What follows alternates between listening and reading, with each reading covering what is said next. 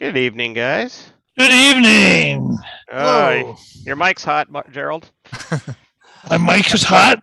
Yeah, Loud. Oh, yeah, yeah. yeah. There you go. Is it Yeah, not so loud? that's better. All right. You sure? Yeah, Rick, are you there? Much better. I'm here. Yeah. I There's Rick. see. I'm here, but in the dark.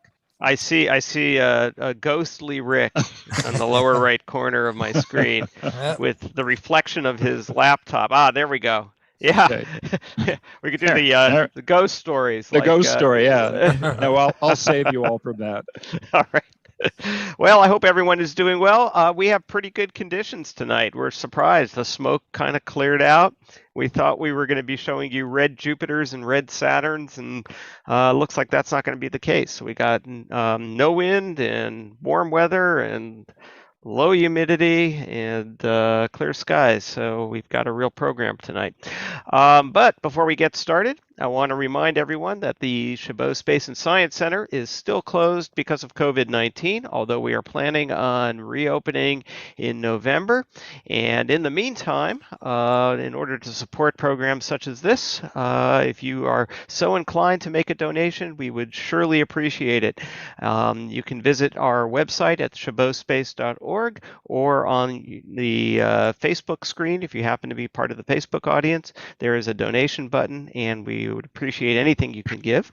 I'd also like to thank Fremont Bank once again for supporting this program and others. And Fremont Bank is a big supporter of community efforts for science education, and the Chabot Space and Science Center is very appreciative of their assistance. So, onward. Onward. We were having a few technical difficulties. We'll work around them, and I think we're more or less okay. Where do you want to start, Gerald? We have some astronomy news. I did want to briefly give the latest on the James Webb Space Telescope. And you've heard me talk about that a few times in the last several weeks, and had the opportunity, along with a couple of other EAS members, to go down to Redondo Beach and visit it before it got folded up. And this week it actually got folded up. And I'm going to go ahead and show a picture of what it looks like today. I believe it's actually left Redondo Beach now and is on its way to through the Panama Canal to. I'm not sure it's on the ship yet. I think that's the next. I think that's the next step.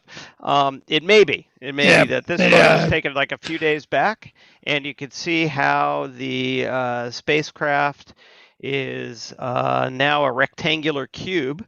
And when I saw it, it was this section here was all folded down, or unfolded rather, and one of the side mirror panels was still open. But what they had to do is test the unfolding of this telescope over and over and over and over again until it became just the most boring thing in the world to watch for the technicians, because they were doing it for years and years. Every single step had to be tested over and over again, because they don't get a second chance on this spacecraft. It's going out well beyond the orbit of the moon, and it's not going to be serviced. It's just got to work the correct way the very first time. And there's over 300 unfolding steps for this spacecraft, and they all have to work perfectly. So we shall see, and we'll be following its progress, and hopefully we'll only have good news about it, because this is a one-way trip for sure. I should mention that some of this spacecraft was worked on here in the Bay Area. These gold-colored hexagonal mirrors were polished and figured by Tinsley Optical in Richmond and Richmond, California, and they were then coated. They're made out of beryllium, and they were coated in gold, and then tested by Tinsley over and over again after they would adjust the polishing, and then cryo tested on the other side of the country, and then shipped back, and then figured some more, and then shipped back for testing, and back and forth across the country until they got this right. And that's why it's taken so long to get this telescope finished. How many years has it been, Gerald? Well, the original launch date was 2013. Yeah, right. So that gives you some idea. Yeah. Right. All right. And then they turned them into giant Legos after that. Yeah, they did. Yeah, so Richard, 8 years later, yeah. Richard, is it my imagination, or do I see down next to the lower left hexagonal panel, kind of very small? Do I see your initials there on? Yeah. Right next to where it says "Do not touch." Yeah. Yeah. Well, I sadly I had to observe the telescope from the observation booth. Yeah. That was well walled off from what was going on the floor below. This was of course a clean room, a very large clean room. And not only did everybody in there have to wear bunny suits, but the air was purified so there wouldn't be any dust getting into the components or onto the mirror surfaces. There'll be plenty of opportunity for that when it's in space. So they want to launch it, though, as pristine as possible. It's interesting. You go in that room, and in order to get in there, you have to go through an anteroom. Yeah. And there's positive pressure inside the main built part of what's called the high bay. And so when you open the door, you get this blast air that hits you because it's positive pressure in there. That's to keep dust out. So they want to keep it just as clean as possible. All right. Let me give this back to you now. Hold on for a moment. Unshare my screen here if I can figure out how to do that. While you're doing that, there's a question on, I think it's on Facebook, about the upcoming Sunset Science event in September. And somebody, I'm not sure if I read it right, that they are a member and they're trying to get hold of somebody to sign up for it. If you email membership@chabotspace.org, you should be able to get a hold of somebody and they can help you out. So I think that's Albert is the name of the person who's asking that question. Looks like he's tried to do that, but I'll follow up on that too. All right, yeah. Albert. Yeah, Eric Kabanock is the guy you want to talk to. All right. Well, we'll have him keep an eye out in his inbox for your question. All right. And help you out here.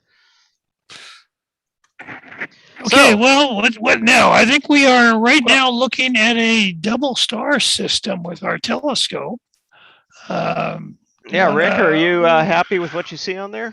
Yeah, let me see if I can bring that up here. All right. Share the right screen. That look right? I'll tell you in a sec. It says you've started screen sharing, but it's still black. So. Oh, okay. I just got an error message. Zoom unexpectedly. All right. So. Oh no. Yeah. So let's try this again here. I'm going to stop the share. Electrons are not behaving tonight. Yeah. Yeah. Okay. That's because everything else is. The weather is in. Yeah, that's right. Fine. Right. So the computers have to act up. Yeah, of course. All right. So let's try this one more time. Hey, there we go. There it is. All right. It's the little thing. We get easily excited. Where entertainment is where you find it. That's right.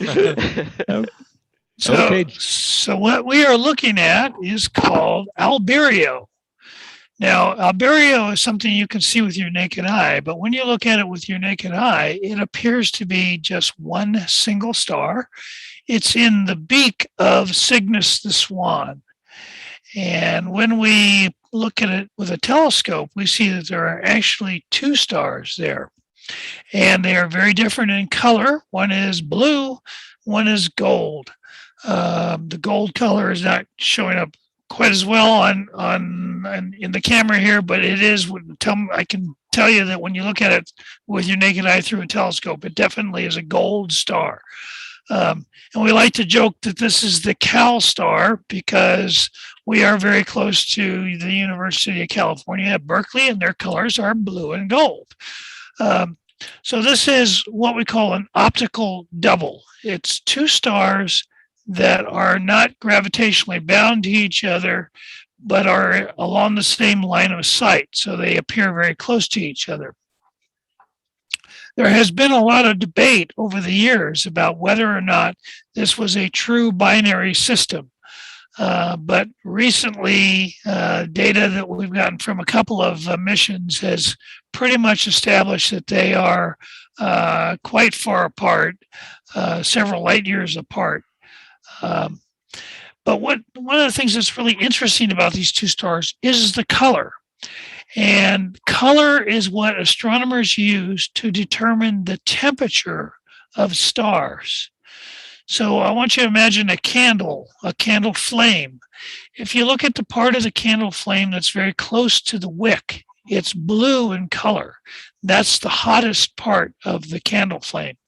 As you go up the flame, it gets yellow and then kind of a golden yellow and then orange and then red.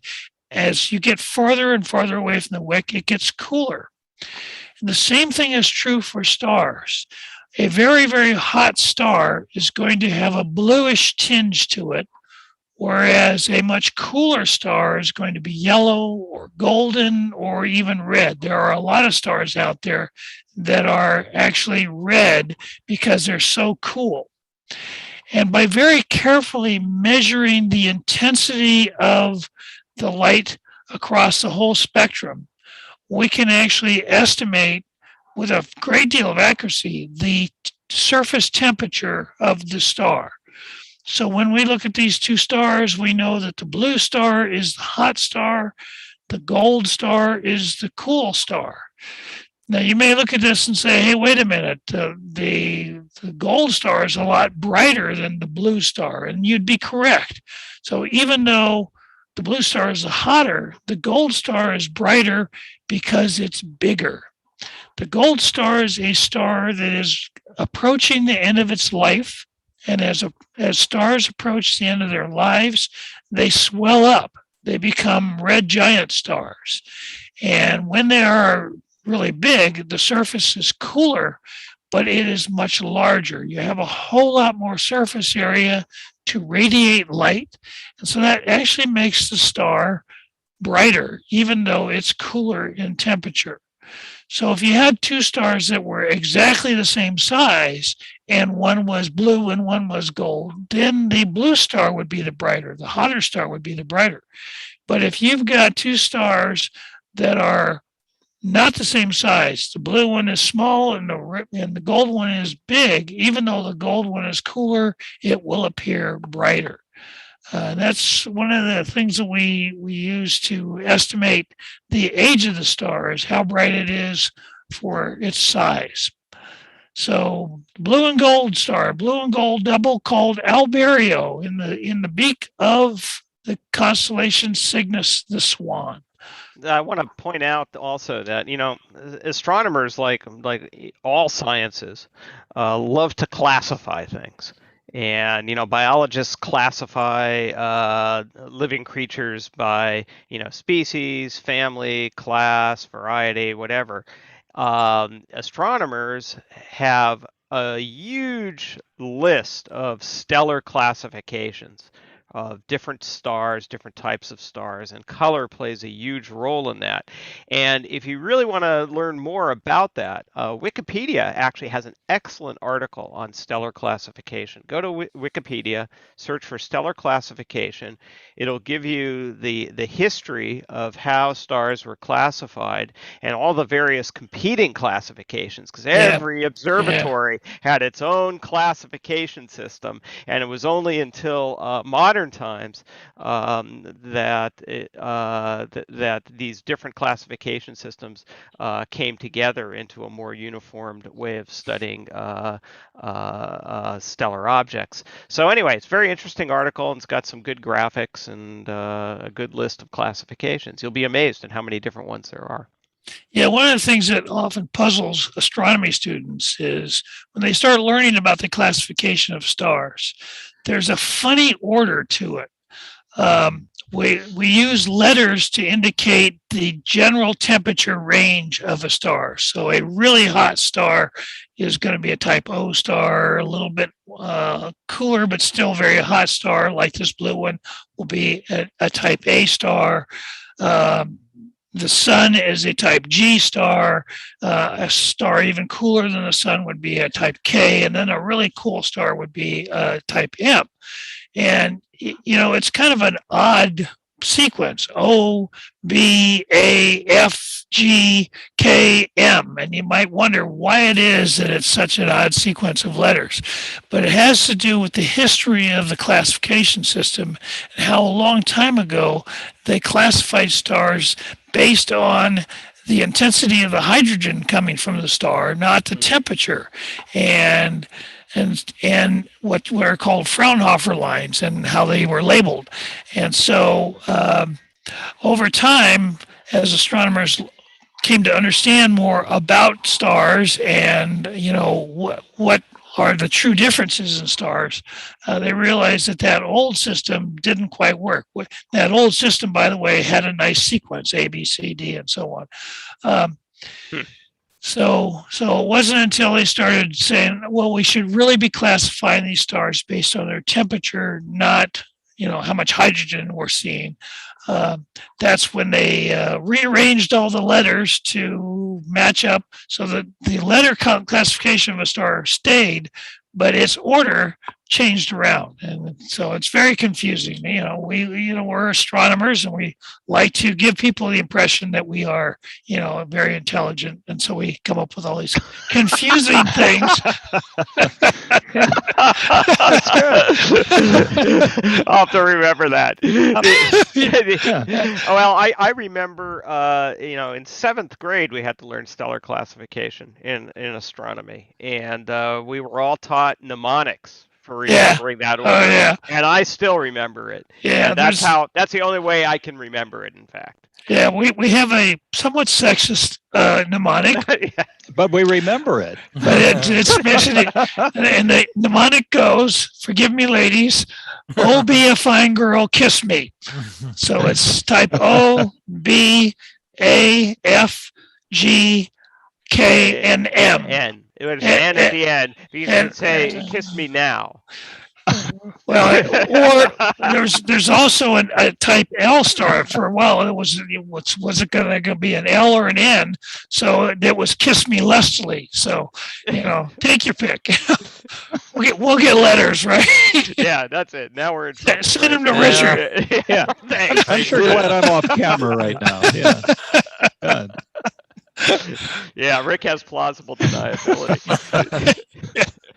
I wasn't there, really. Look at the video. Yeah. So why don't we go, speaking of old stars, why don't we go look at the Ring Nebula for a little while? It's fairly close by. That sounds good. That sound like a plan? That sounds like a plan. All right. And Rick, you should be in a good position to be able to start shooting. You shouldn't have to touch the camera, right? Hopefully not. Let me Okay, up we're the ISO a little bit. slewing now. And you're going to need to take like a 20 or 30-second exposure to get this. Yeah, so you'll need to get out of Okay. frame of focus and go to the imaging. Yeah. Yeah, I'm not. Well, good. We see stars. That's good. Okay, let's. We might need more than a 2-second exposure. That's all we were using before on the pair. Okay, 2 seconds. We'll go to 10 seconds. You're probably going to need more than that. What ISO are you at? 1600. Yeah. Well, let's try it. We'll see what happens. Yep. Okay. So what we're looking at is not the two stars that you see right now. We're actually going to be switching to a different object here. It's called the Ring Nebula. The Ring Nebula is what is known as a planetary nebula. And I'll tell you right off, it has nothing to do with planets. A long time ago, when astronomers first saw these objects, there it is. When astronomers first saw these objects, they thought they were seeing new planets in the formation process. seeing new planets condensing out of whatever was out in space. And so they called them planetary nebula. However, since then, we've realized that this is actually the sort of the last hurrah for stars that have died. So in the center of this ring is what we call a white dwarf. And a long time ago, that white dwarf was actually a red giant star. And red giant stars get very big. And oh my gosh, now we're seeing a bunch of red giants. So we're having technical difficulties here, folks. Bear with us. I'll keep talking while you fix your technical problem here. So the red giant star, it's very large. And because it's so large, its gravitational hold is not very strong on its outer layers. But internally, there's a lot of turbulence, a lot of convection going on, and that's producing some pretty strong winds, and the radiation and so on is producing some pretty strong internal winds. And because the gravitational hold on the giant star is very weak at the outer part of the star, it starts blowing off its outer layers. And this goes on for tens of thousands of years or even hundreds of thousands of years. And over the course of time, the star loses more than half of its mass. And as it does so, it begins to expose the inner part of the star, which is much hotter. And also what's happening is the fusion process, which is the process that drives the star, that produces the energy at the center of the star. The fusion process is winding down. And when the fusion process stops, the star collapses, becomes what's called a white dwarf. White dwarf is extremely dense. It's, one of these things where a teaspoon of a white dwarf would weigh as much as a Mack truck. And it is surrounded by all the gas that was expelled while the star was still a red giant. The white dwarf is so dense and so hot that it's releasing its energy, a lot of its energy, as ultraviolet radiation. The ultraviolet radiation goes out and it hits that cloud of gas and dust that was expelled by the star and either excites the atoms or ionizes the atoms in the cloud. And the result is the cloud begins to glow. And so what we see is a glowing cloud caused by ultraviolet radiation coming from the white dwarf, which is right at the center of the donut hole in the star or in the nebula. This is a very common occurrence. Most stars smaller than about 8 times the mass of the sun end their lives in a similar process. You okay, Rick? Yeah. Okay. All right. So most stars with less than 8 solar masses end their lives in a similar process. The appearance of the planetary nebula changes. It's often symmetrical, but it's basically the same process, going through the red giant phase, expelling gas over tens of thousands of years, and then you end up with a white dwarf at the center of this cloud of gas, and ultraviolet radiation lights up the gas. So looking at the nebula, you'll notice that it has some color to it. The outer fringe is red. That tells us that there's hydrogen there. Hydrogen, when it's ionized, can give off a red color, but it takes a lot of hydrogen to give off enough red color to for us to see it. So there's actually less dense hydrogen surrounding what you see. And if we were to take a very long exposure with the right kind of filter, we would see that there's actually much more hydrogen surrounding it than what you see there. That little red fringe is actually deep inside a much larger cloud of hydrogen that was expelled from the red giant star. The kind of turquoise blue color comes from a type of high oxygen called oxygen 3. It's ionized oxygen. And astronomers used to call that nebulium because they didn't know what the gas was. And it wasn't until much later when they were able to demonstrate that it's actually oxygen 3 that's causing that color. Now, the oxygen is not the dominant gas in the cloud, but it is the dominant color that we see because when you ionize oxygen 3, it glows really bright in that turquoise color. So it kind of overwhelms the red of the hydrogen. Even though the hydrogen is the dominant gas, the oxygen sort of overwhelms it in terms of the bright color of that turquoise color that you see.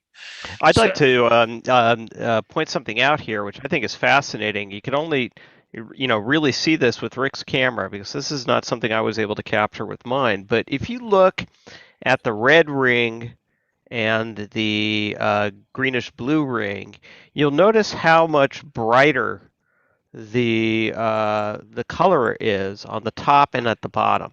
So you can see how the red is very bright at the top, it then kind of fades to the left and to the right and gets very bright again at the bottom. So Rick, if you move your cursor to illustrate what I'm talking about, you see how they've got those glowing regions at the bottom and the glowing regions at the top. And you see a similar phenomenon with the blue-green ring as well.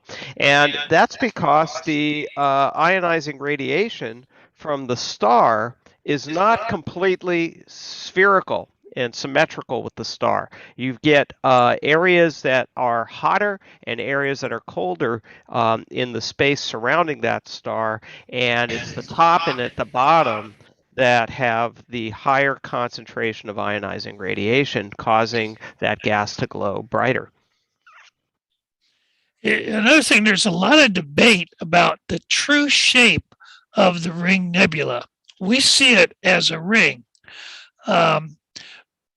but you kind of assume that either you're looking at an actual ring or that you're looking at a spherical shell sort of uniformly distributed around it, and it looks denser because you're looking along the edge and so forth.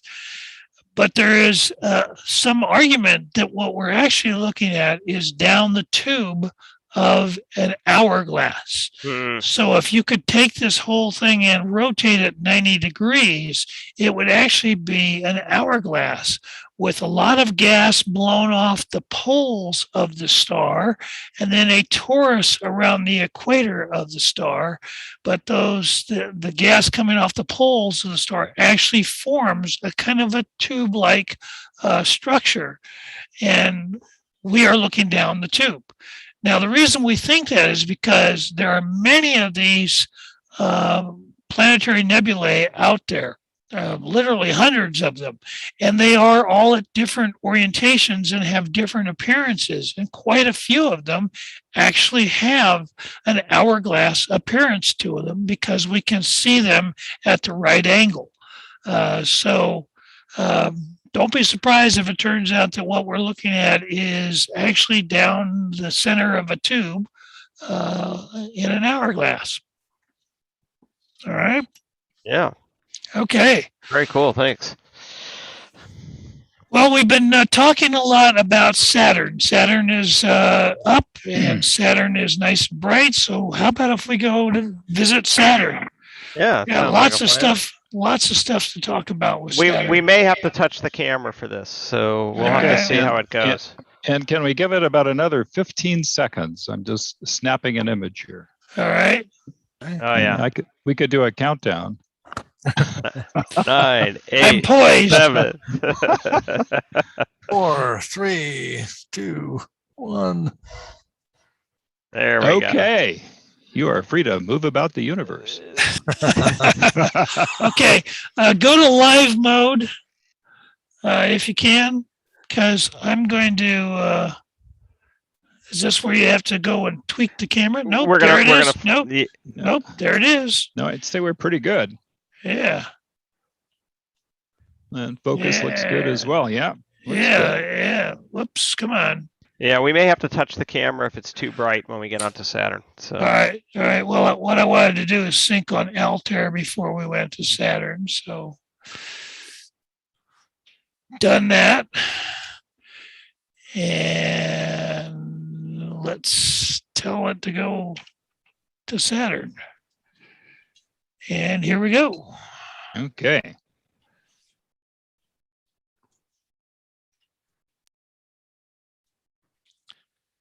So Saturn has been getting higher in the sky each night as the Earth orbits around the sun. It's gonna be too bright, Rick. Yeah. I think we're gonna have to go back to imaging. Oh, we could do it that way. See what happens. Yeah, I remember. I don't think this was connecting correctly. Yeah, you're gonna have to take it off bulb though, if you can.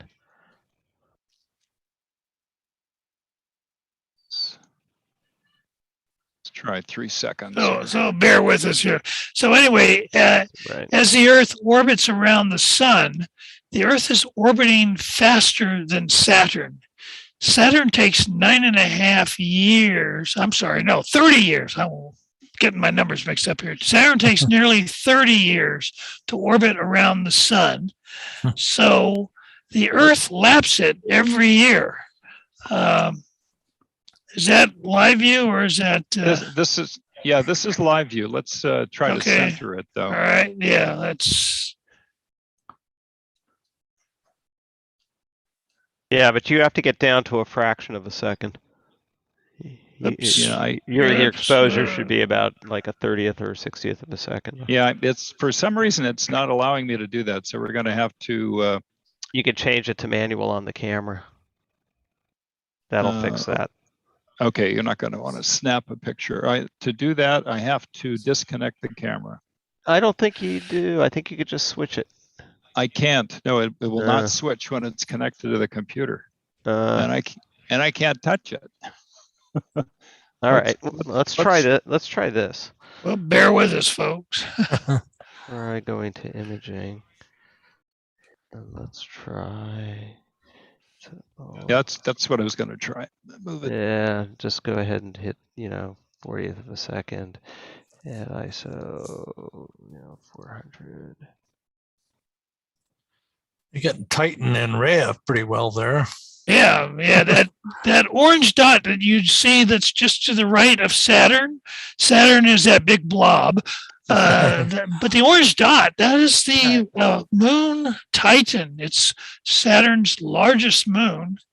It takes Titan 16 days to orbit around Saturn. Titan is actually a little bit bigger than our moon here on Earth. And it has an atmosphere. It's a really cool planet. And I'm going to be showing you some images in a little while, kind of zooming in on Titan. But Titan is very interesting. It has an atmosphere that is mostly methane, ethane, and some nitrogen. And Stop. Probably smells really good there on Titan. That just pulled the cable. I don't know.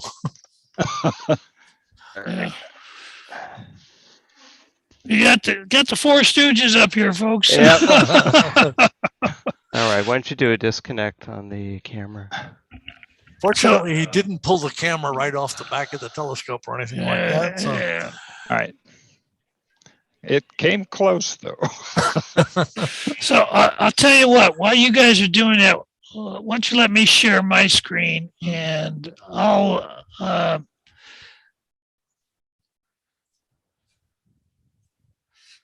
all right. Okay. You should be able to put it into manual now. Okay. All right. So this is a photograph Press the button. taken of Titan. Saturn. Saturn. I'm sorry. I can do this. Yeah. Hey, Rick, why don't you mute while you guys are doing that?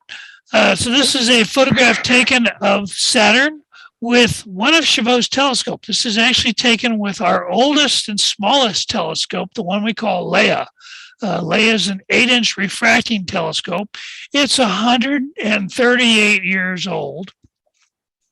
But as you can see, it takes pretty good pictures of Saturn when the conditions are just right. So this is an image of Saturn taken with that telescope. And you can see some detail in here. If you look carefully at the rings, you'll see there's a little gap right there. We call that the Cassini division or the Cassini gap. It's a region of the rings where there are fewer particles. Now, the rings are made out of ice particles, chunks of ice, bits of rock dust and so on, but mostly ice. And that makes them highly reflective. And there is what appears from Earth, there appears to be a gap in the rings. It's actually not really a gap. It's just a region where the particles are more sparse. But anyway, this is a photo taken from our 8-inch telescope, the one we call layup. Here's a photograph taken of Saturn by the Hubble Space Telescope. So you see a lot more detail, including you can see that Cassini division much clearer here. And you can see there's a lot more subtlety to the rings. Saturn is a gas giant, so it doesn't have a solid surface, and it rotates very rapidly. It takes about 10.5 hours for it to make one complete rotation around its axis. So you could say that it has a 10.5-hour day. And then you see some dots in these images here. We've got 4 of them. These are actually moons of Saturn. Saturn has over 70 moons. I think the count is up to 74 now or something like that. So it has quite a few moons. That's very typical of the gas giants. They have very strong gravity, so they tend to capture things and form moons relatively easily. So this is a Hubble Space Telescope image. Now, in 2004, NASA put a spacecraft in orbit around Saturn. It's called the Cassini Spacecraft. Oh, I wanted to show you this too. As Saturn orbits around the sun, the angle of the rings as seen from Earth changes over time. It has a 30-year orbit, and over the course of that 30 years, the rings tip to their maximum, then they tip down to where they are all edge on, actually even more edge on than what you see here, and then they tip in the other direction, and then they tip back again. And it takes 30 years for the rings to go through that whole cycle of maximum tilt in one direction, 15 years later, maximum tilt in the other direction, and then 15 years after that, back to the original maximum tilt.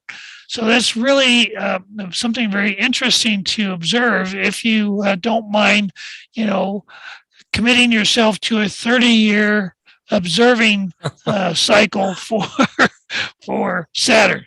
Some of us have actually done it, sorry to say. So this is the Cassini spacecraft. This is when it was still at the Jet Propulsion Lab down in Pasadena. It's a big spacecraft, and it had on the side of it, if you look over here, you can just see the kind of a round disc right there.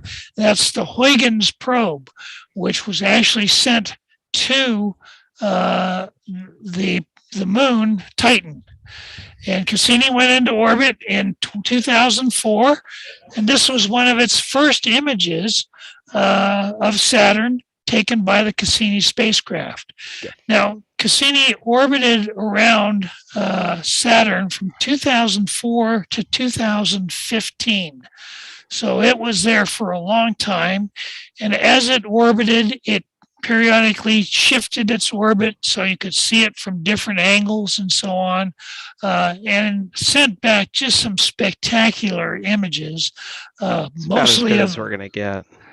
Mostly of the ring. So here's an image when Cassini was orbiting in a near polar orbit. Yeah, Rich, if you could mute also.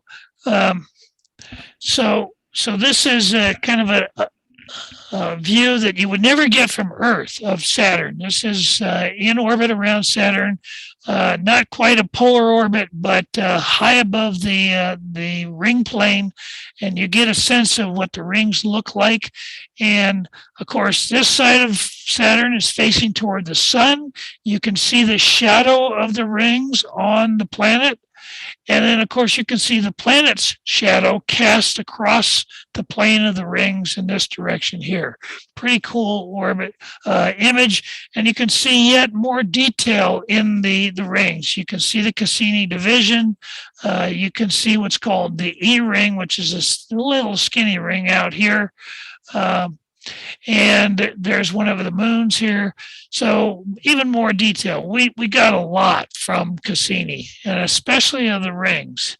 Here's another image of the rings kind of near when the Cassini was near the plane of the rings. And one of the things you realize is that what looks to us like only 6 or 8 rings when we view it from Earth, when you're in orbit around Saturn, there's actually thousands of rings. And what's happening is the rings are composed of ice particles. Some of them are very small, the size of a pebble or smaller. Some are fist-sized. In fact, a lot of them are fist-size. There's even a few of them the size of maybe a small refrigerator. But most of them are pretty small. And the rings are very thin. In many places, they're only about 10 meters thick, and even in the thickest places, they're only about 100 meters thick. So the ring plane is very thin.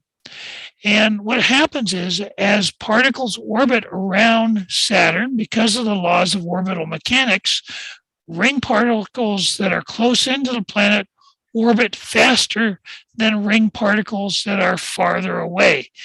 And so this causes the rings to naturally divide themselves into a bunch of ringlets, little rings that pile up to form big rings as we see it from the Earth. Here's another view. And in this view, you notice in the Cassini division, there's a little moon there. And that's why the Cassini division looks like it's a gap. It's because that moon has actually cleared out a lot of the ice particles that would otherwise be there. And that's true in several locations in the rings. And you're going to see an example here in a few minutes. You get little dinky moons that are only maybe 2 or 3 kilometers across, that are embedded within the rings, and they disrupt the rings and can scatter the ring particles. And you're going to see even more of that here in just a second here. Hey, Gerald, there's a good question coming up here right now. How far in miles was Cassini from Saturn when taking these pictures? It varied. I would say this image here, they were probably around 200,000 miles away from Cassini, so about the distance between, not quite the distance between the Earth and the Moon. But it varied. It sometimes went in very close, and in fact, when it did its final orbit, it actually went inside the rings. So, it did vary, and you'll see some examples here in a few minutes. Here's a really cool picture. This gives you an idea how those rings that look like one solid sheet from the Earth or even from far away it's actually composed of hundreds of little ringlets. All right. And then this is a animation. And what you see is a tiny little moon, and you see how it has created a gap in the ring. And if you look carefully, you can see the disruption that the gravitational pull of the moon is creating within the ring. This moon is only a couple of kilometers across, but what it's doing is tugging on the ring particles. And remember how I said the ring particles closer to Saturn are orbiting faster than the ring particles that are farther away? That produces what we call the propeller effect. So the particles closer in are are leading the moon, while the particles farther away are lagging the moon. So again, that's because of the difference in the orbital velocity, depending on how far away you are from Saturn. And this little moon has kind of cleared a little gap and has produced this propeller pattern because of the gravitational disruption of the ring particles. Hey, right. Gerald. Yeah. Cool. So it looks like our attempt to nearly destroy all of the equipment that we're using tonight has actually fixed all of it. So good. We are actually able to do live view and snap photos as well. So, well, okay. Good. Well, you want to take it back? I got more to show. Well, let's we can go back to your there's one other your presentation if you want, or we can interject it with the live view. All right. Well, let me show one other thing. This is just so cool. Maybe I'm going to show it here. Thought I had it set up. Yeah, I do. Oh, okay. Here it is. Okay. So again, Cassini is orbiting around. Saturn, and in some cases it's in a polar orbit, so it's passing from above and then passing across the ring plane to below Saturn. And they decided to make a little movie out of this, and it's really cool. So this is the movie that Cassini took as it was in more or less a polar orbit, going from below. This is actually going from below to above the rings. You see a moon going by, so you can tell this is actually over many hours. But you see how the ring plane, when they cross the ring plane, it just about disappears because the ring plane is so thin. You're going to see another moon come by. There it is right there. So I just think this is a really cool image here that they took by taking a whole bunch of images as Cassini slowly orbited around Saturn and putting them together and making a really nice animation. So anyway, I'll let you go back and show us a live view of Saturn. Okay, now I'm glad that everyone had a chance to see those high resolution images. Yeah, right. Yeah. That we did that on purpose, Rick. This now we is get to let you down with some real live stuff. images from Oakland. Just remember, this is live. Okay. All right, Saturn. There it is. And this is really bumped up about 500%. Normally we'd be looking at it like that, and we'll enlarge it just so that it's. I find that some of the HDR settings assist on this as well. If you want to increase play with the contrast, if on that HD panel, you were just there. Yeah, there you go. So the brightness and contrast are the ones that seem to make a difference. So what you see is Saturn is kind of going in and out. Yeah. Saturn is kind of going in and out of focus. This is because of turbulence in our atmosphere. And sometimes it's worse than other times.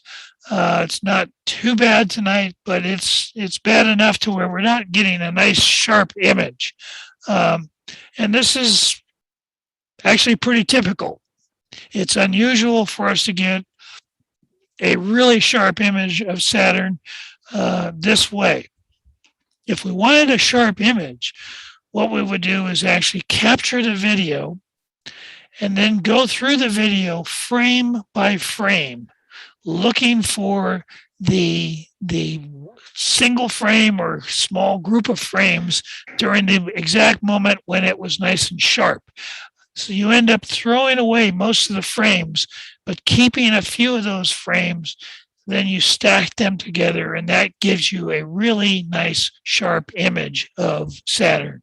Now, speaking of that, I think you know somebody who does that, right? Yeah. So I'd like to remind everyone who was tuned in last week when we were showing Damian Peach's wonderful photograph of Jupiter that he did in just the manner that Gerald was describing, somebody on Facebook says, "Hey, do you have one like that of Saturn?" And I looked in his library, and it was like, no, he hasn't taken one of Saturn that recently.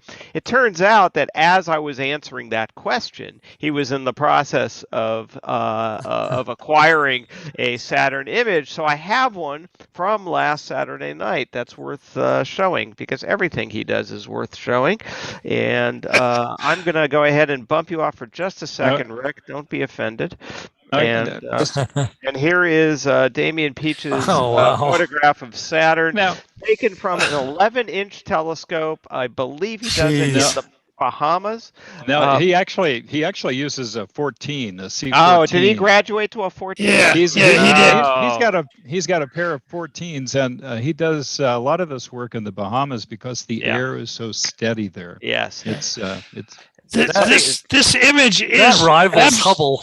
Yeah, I was just going to say that. This is just as good as what you saw with the Hubble. That's right. So. That's always remarkable to me. So what he takes advantage of is something called laminar airflow, which means that the air that's flowing overhead while he's photographing these planets is not roiling. It's not moving up and down very much, and that's because he's in a very flat location that's at pretty close to sea level. So the air is not hitting any big mountain ranges or anything else that would disrupt the flow, and it's called laminar airflow, and that causes the seeing to be excellent, meaning that most of the frames are going to be really passable, and a large number of those frames from his video are going to be excellent. So what he does is pulls all of those excellent frames and then stacks them to produce these images. Fantastic. Yep, amazing. Hey, there's another big planet up there that I see. We got 10 minutes left. Should we sort of let's move on. Roll over to the other one? Let me stop sharing my screen if I could figure out how. You're the host, right? Yeah, I know, but I don't have. Why do you guys bump me off? All right. Okay. Here, I'll go ahead. This will stop sharing. All right. Great. Thank you. Okay. Saved. So we're on live view right here. Okay. We're not seeing anything, Rick. Okay. Now we had this problem before. Yeah. Go ahead and stop sharing. Oh, actually, I've just lost Ken. There it is. Yeah. Do it again. There we go. All right. While you're doing that, I will slew over to Jupiter. All right. Do we have it? Okay. Nope. No. No, it's my screen. I'm getting disconnected here. I'll try this one more time. Hey, there you go. We have it? Okay, three's a charm. All right. Yep. Yeah. All right, let me minimize. Is that live view? Zoom. This is live view. Yeah. Okay. Minimize some zoom.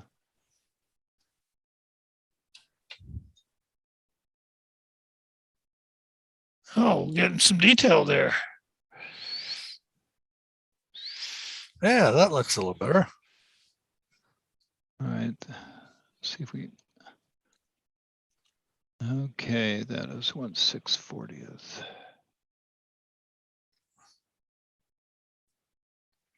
So welcome to the planet Jupiter. This is the first time this year we are able to show you Jupiter. Jupiter is sort of the master of the solar system. Jupiter is the largest planet in our solar system.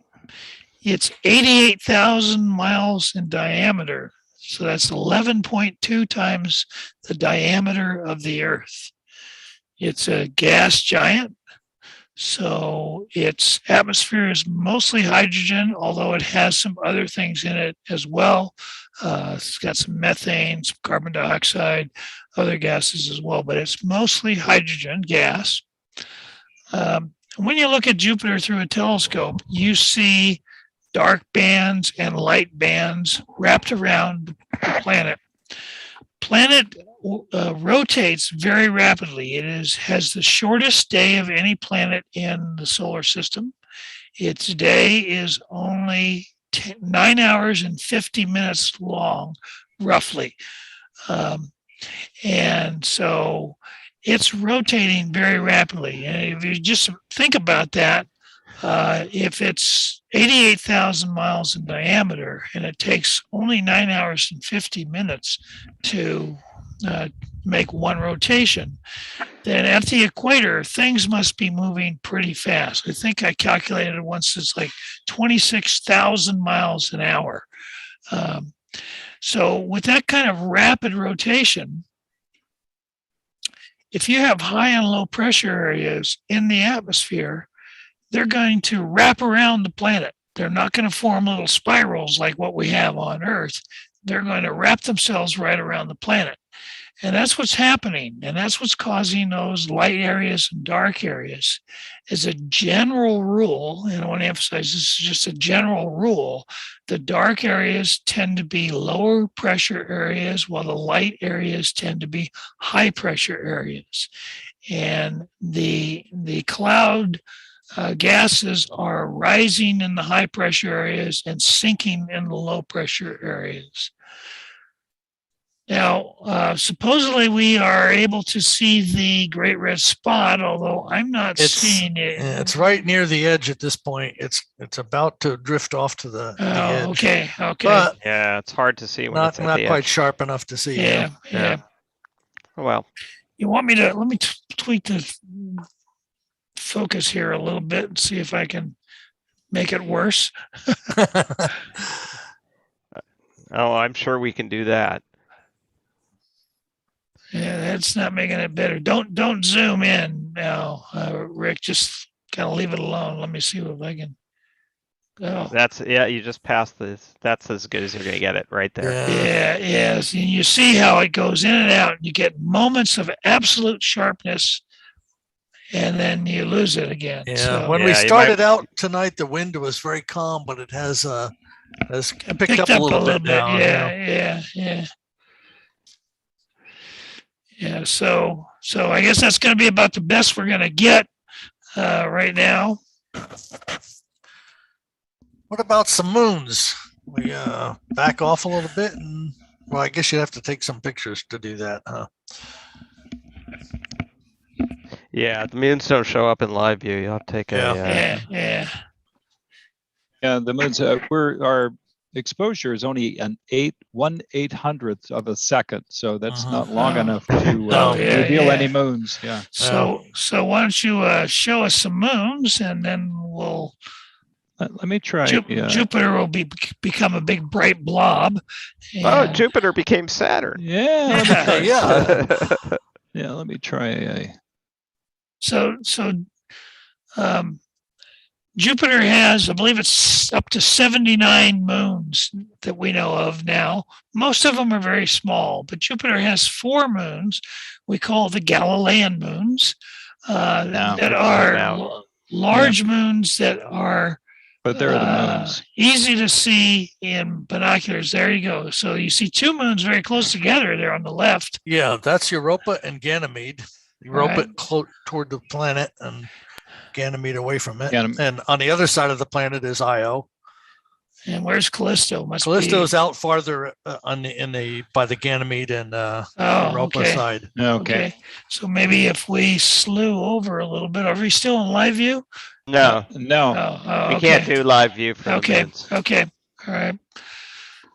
So anyway, the Galilean moons are big enough to where we can easily see them even in a pair of binoculars from Earth. In fact, some people, really sharp-eyed people under just the right seeing conditions, can have said they can see them naked eye, but I know you can see them with binoculars, and even a small telescope shows them up really well. Yep. They're even brighter. Yeah. And one of the cool things, one of the two moons that are close together is called Io.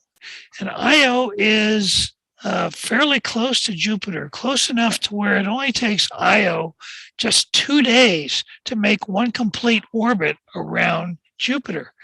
And because of that, if you look at Jupiter now and then come back an hour later, Io will have noticeably changed position. And sometimes when we're watching it live, looking at the planet and the moons through the telescope with our eye, we can actually see it if it's close to something like one of the other moons or close to the edge of Jupiter.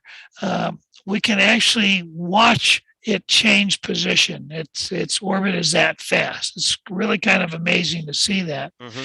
One of the other interesting things is the plane of the orbits of these moons is almost parallel to our line of sight. And because of that, as the moons orbit Jupiter, they don't go round and round from our perspective. They go back and forth. So, and because of that, I think you meant perpendicular, did you not, to our line of sight?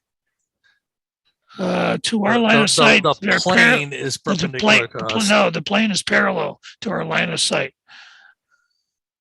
If it was perpendicular to if the plane was perpendicular. Okay. I see what you're saying. Yeah. We're seeing it edge on, though. Right. Yeah, that's a better way of saying it. We see the plane of their orbit edge on. So anyway, what happens is the moons either pass in front of or behind Jupiter as they are orbiting. And when they pass in front of Jupiter and get just at the right spot, they cast a shadow on Jupiter, which we can see sometimes as a dark spot on Jupiter. And so that's one of the things that's cool to look for. Now, Jupiter, I think, just passed opposition. Am I correct? That's correct. So, yeah. Like 2 weeks or something like that. Yeah. So just fairly recently. So we're seeing the face of Jupiter fully lit.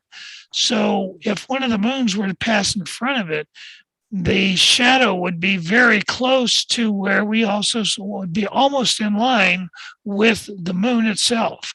At other times, when Jupiter is farther away from opposition, there's actually quite a bit of an angle between the moon and its shadow on Jupiter. So sometimes you can actually see the moon off to one side or the other of Jupiter, but you see the shadow on Jupiter. So it's a pretty interesting thing to look for when you're looking at Jupiter with a telescope. So we have a spacecraft orbiting around Jupiter right now. It's called Juno. And it's been sending back a lot of great imagery of Jupiter, helping us learn more about those moons. And then NASA just approved a mission later on called the Europa Clipper, which is a mission that will actually go to the moon Europa, which is, I believe you said it's the one on the right. Yes. John? Yeah, in that shot, yeah. Yeah, so Europa is a moon that is covered with ice, but it has a liquid ocean under the ice. And the ice has cracks in it, and stuff is oozing up through the cracks. And that stuff has a brownish tinge to it. And we've already been able to recognize that there's some organic chemistry that is part of that brownish stuff that's oozing up. So we're very interested in whether or not Europa may harbor life in its liquid ocean. The reason it has a liquid ocean is because it's orbiting Jupiter close enough to where Jupiter's very strong gravity is actually distorting the planet or the moon. So it's kind of stretching the moon toward Jupiter.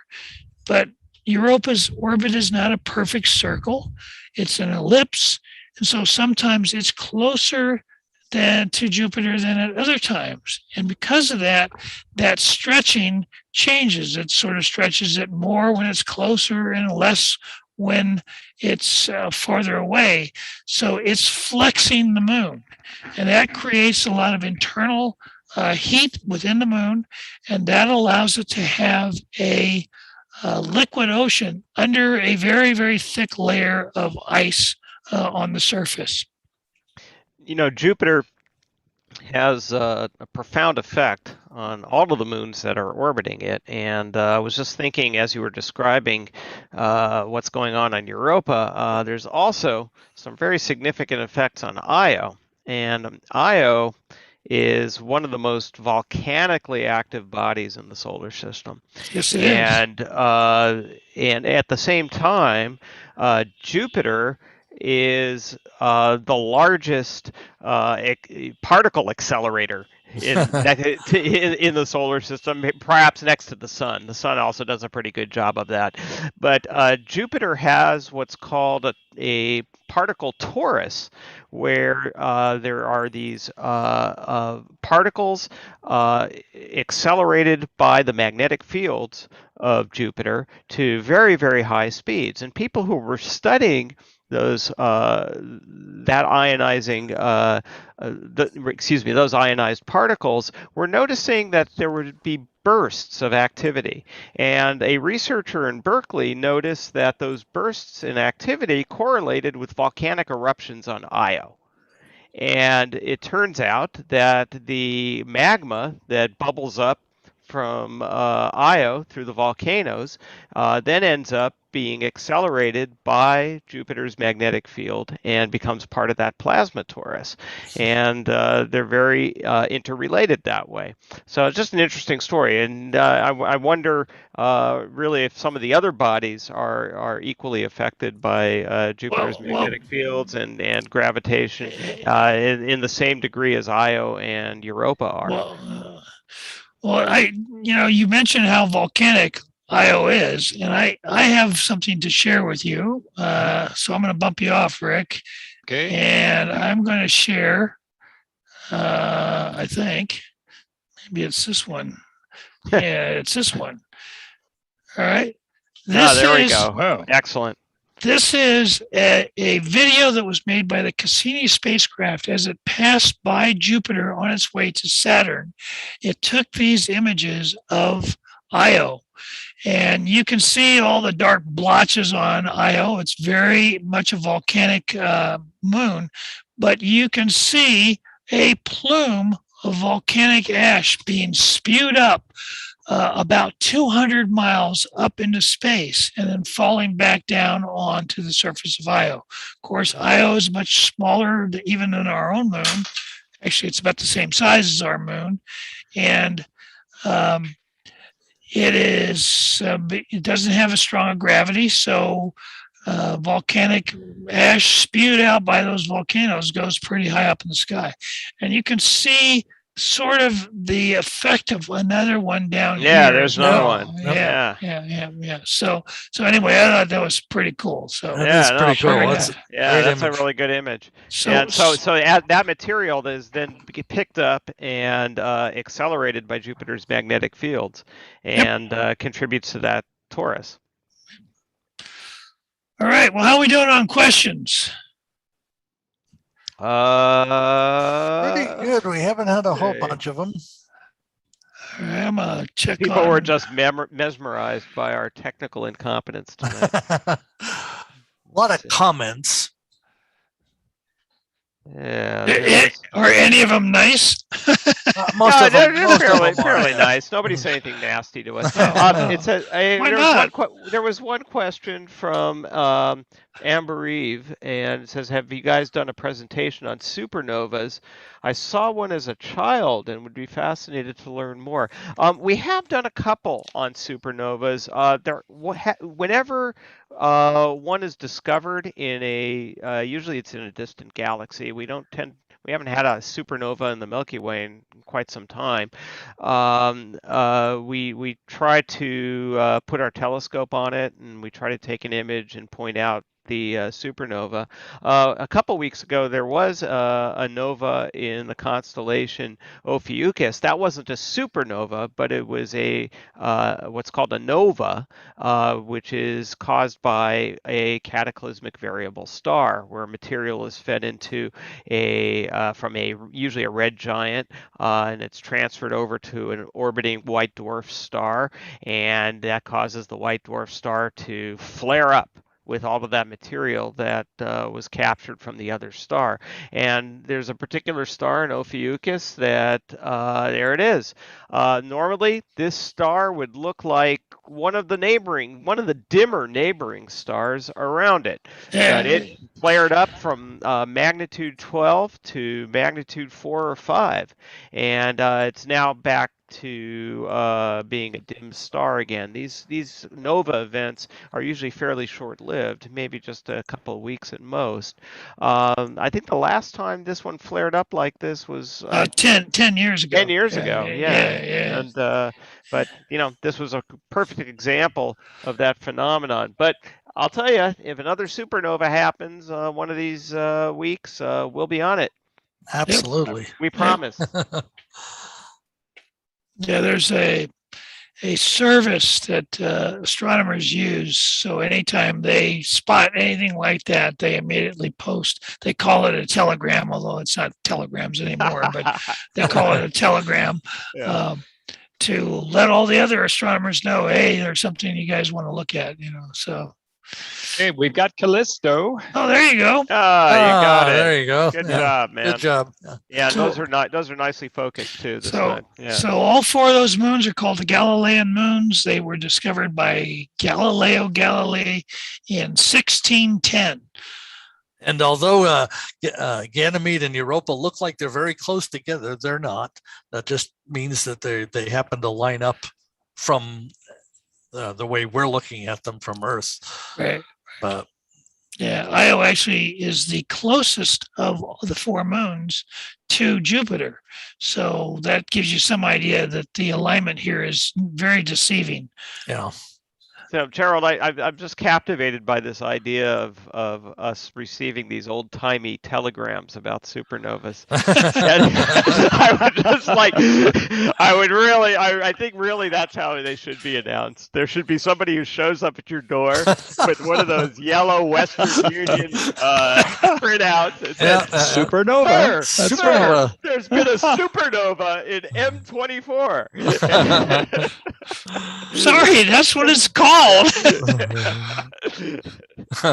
There's actually a couple of different services, and they all were originally based on telegrams, so they all have the word telegram in their name of the organization.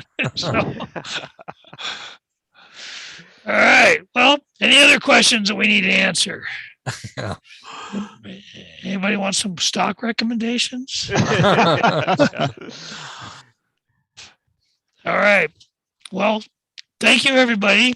Once again, we want to remind you that Chabot Space and Science Center is closed right now, but we are relying on your donations to help us continue to operate in our reduced mode, continue providing virtual programming like this, and get ready to reopen. We will be reopening in November, and we will have a whole new experience. In fact, we're calling it the NASA experience because Chabot has partnered with the Ames Research Center. So we have new exhibits. We've redone some of our exhibit areas. We've redone the front entrance. It's going to be kind of exciting to see Chabot when we reopen. But in the meantime, we do need your support to keep us going. So if you could click on that donate button on the Facebook page or go to the Chabot Space and Science Center website, which is chabotspace.org. And if you go there, you can either click on the membership page and join as a member, or you'll see a donate button at the top of the page. You can click on it and make a donation. We would really appreciate it. And if you work for companies that like to support nonprofit organizations here in the Bay Area, by all means, connect them up with Chabot, and we would welcome their support. Maybe we'll get their name at the beginning of our show. All right. All right. Well, thank you, Gerald. Okay. All right. See you all next week. All right. Good night, Thanks. everybody. Thanks, night. guys. Good night.